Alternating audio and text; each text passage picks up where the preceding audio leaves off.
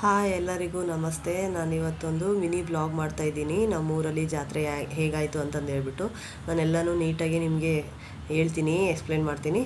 So video ಇಷ್ಟ ಆದರೆ like ಮಾಡಿ, ಶೇರ್ ಮಾಡಿ, ಕಮೆಂಟ್ ಮಾಡಿ. ಹಾಗೆ ನಂದು ಯೂಟ್ಯೂಬ್ ಚಾನಲ್ ಕೂಡ ಸಬ್ಸ್ಕ್ರೈಬ್ ಮಾಡಿ, ಇನ್ಸ್ಟಾಗ್ರಾಮ್ಗಳು ಕೂಡ ಫಾಲೋ ಮಾಡಿ. ನಮ್ಮೂರಲ್ಲಿ ಜಾತ್ರೆ ಬಂದುಬಿಟ್ಟು ತಿಮ್ಮಪ್ಪ ಎಲ್ಲಮ್ಮನ ಜಾತ್ರೆ ಮಾಡ್ತಾರೆ. ದೇವರು ಹೊಳಿಗೆ ಹೋಗ್ಬೇಕಾದಾಗ ಈ ಥರ ಸೆಳೆ ನೀರು ಹೊಯ್ಕೊಂಡು ಹೋಗಬೇಕು. ಸೊ ದೇವರು ಬರೀ ನೆಲದಲ್ಲಿ ನಡಿಬಾರ್ದಲ್ವ, ಅದಕ್ಕೆ.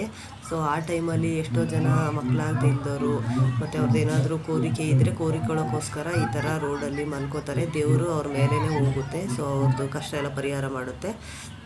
ಸೊ ನೋಡಿ, ಈ ಥರ ಅವ್ರು ಮಲಗಿದ ಮೇಲೆ ಅವ್ರ ಮೇಲೆಲ್ಲ ದೇವರು ಹೋಗ್ಬೇಕಾದಾಗ ನಿಜವಾಗ್ಲೂ ದೇವ್ರ ಮೈ ಮೇಲೆ ಬರುತ್ತೆ. ನಮಗೂ ಭಕ್ತಿ ಅಂದರೆ ನಂಬಿಕೆ ಇರಲಿಲ್ಲ. ಆಮೇಲೆ ಇದನ್ನು ನೋಡಿದ ಮೇಲೇ ಗೊತ್ತಾಗಿದ್ದು. 5 ವರ್ಷಕ್ಕೊಂದ್ಸಲಿ ನಮ್ಮೂರಲ್ಲಿ ಈ ಥರ ಜಾತ್ರೆ ಮಾಡ್ತಾರೆ.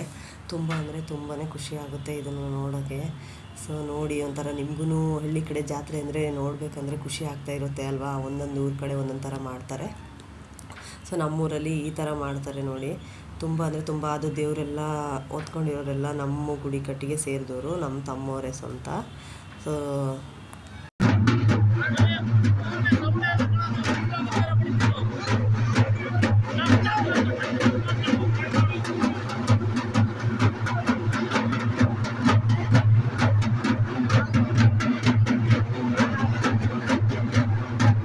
ನೋಡಿ, ಆ ಊರ್ಮೆ ಸದ್ದಿಗೆ ಶ್ರೀ ಕೊಲ್ಲಾಪುರದಮ್ಮ ದೇವಿಯವಳು ಹೆಂಗೆ ಮೈ ಮೇಲೆ ಹೊಲಿತಾಳೆ ಅಂತ ನೀವೇ ನೋಡಿ, ಕಣ್ಣಾರೆ ನೋಡಿ.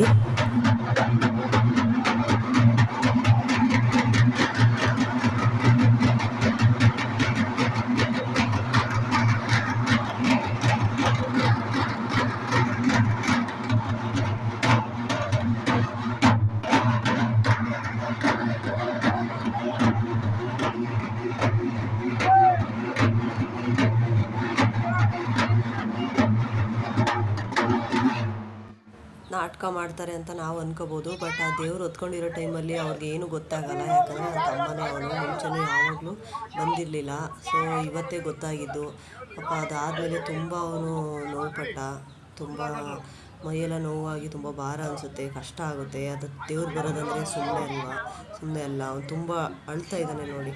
ಅಷ್ಟು ಕಷ್ಟ ಇರುತ್ತೆ. ಬಟ್ ಸತ್ಯ ಇದೆ, ದೇವ್ರನ್ನ ನಾವು ನಂಬೋದು ಅನ್ನೋ ಒಂದು ಸತ್ಯ ನನಗೆ ಇವಾಗ ಗೊತ್ತಾಯಿತು. ತುಂಬ ಆ ದೇವ್ರು ನಮ್ಗೆ ಒಳ್ಳೇದು ಮಾಡಲಿ ನೋಡಿ.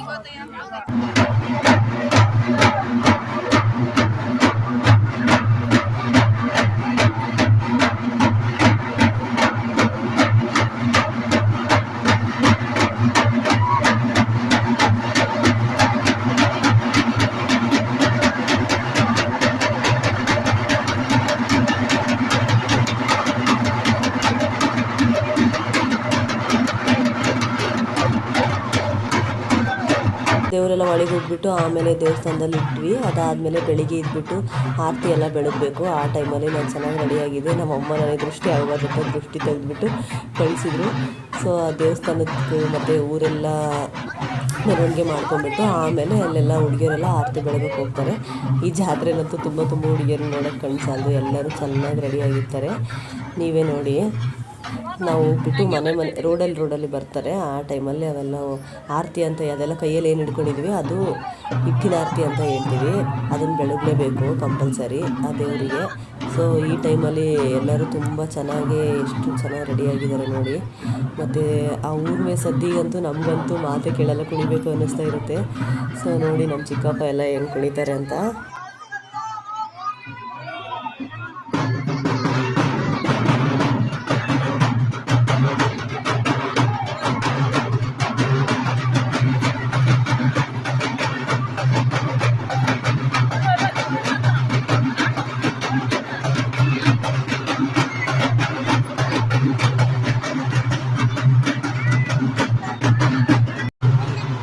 ನೋಡಿ, ನಾನು ತುಂಬ ರೆಡಿಯಾಗಿದ್ದೀನಿ. ನನ್ನ ತಂಗಿಯವರು ಎಲ್ಲರೂ ತುಂಬ ಚೆನ್ನಾಗಿ ಅನಿಸುತ್ತೆ.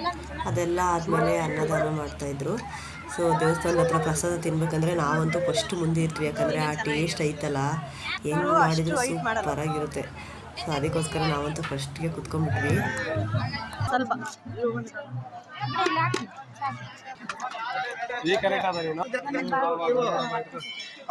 ಸುತ್ತಮುತ್ತ ಹಳ್ಳಿಯರೆಲ್ಲ ನಮ್ಮ ಗುಡಿಕಟ್ಟಿ ಸೇರಿದವರೆಲ್ಲ ಬಂದಿದ್ದರು. ಸೊ ಊಟ ಎಲ್ಲ ಮುಗಿಸಿದ್ವಿ. ಊಟ ಅಂತೂ ತುಂಬ ಚೆನ್ನಾಗಿತ್ತು. ಸೊ ಊಟ ಎಲ್ಲ ಮುಗಿಸ್ಕೊಂಡು ಆಮೇಲೆ ಅಷ್ಟೇ ಜಾತ್ರೆ ಎಲ್ಲ ಮುಗೀತು. ಸೊ ನಾನು ಮತ್ತೆ ಹಾಗೇನೆಲ್ಲ ಚೆನ್ನಾಗಿ ಫೋಟೋ ತಕ್ಕೊಂಡ್ಬಿಟ್ಟು ರೆಡಿ ಆಗಿಬಿಟ್ಟು ನೋಡಿ ಹೆಂಗೆ ಕಾಣ್ತಾ ಇದ್ದೀನಿ. ಹಬ್ಬ ಎಲ್ಲ ಮುಗೀತು. ಮತ್ತೆ ವಾಪಸ್ ಬೆಂಗಳೂರಿಗೆ ಹೋಗ್ಬೇಕಲ್ಲಪ್ಪ ಅಂತ ಬೇಜಾರಾಯಿತು. ಸೊ ಏನು ಮಾಡೋಕ್ಕಾಗಲ್ಲ, ಬರಲೇಬೇಕಲ್ವ ದುಡಿಯೋಕ್ಕೆ. ಸೊ ಬಂದುಬಿಟ್ಟೆ. ವಿಡಿಯೋನ ಪೇಷನ್ಸ್ ಕೊಟ್ಟು ನೋಡಿದ್ದಕ್ಕೆ ತುಂಬ ಥ್ಯಾಂಕ್ ಯು.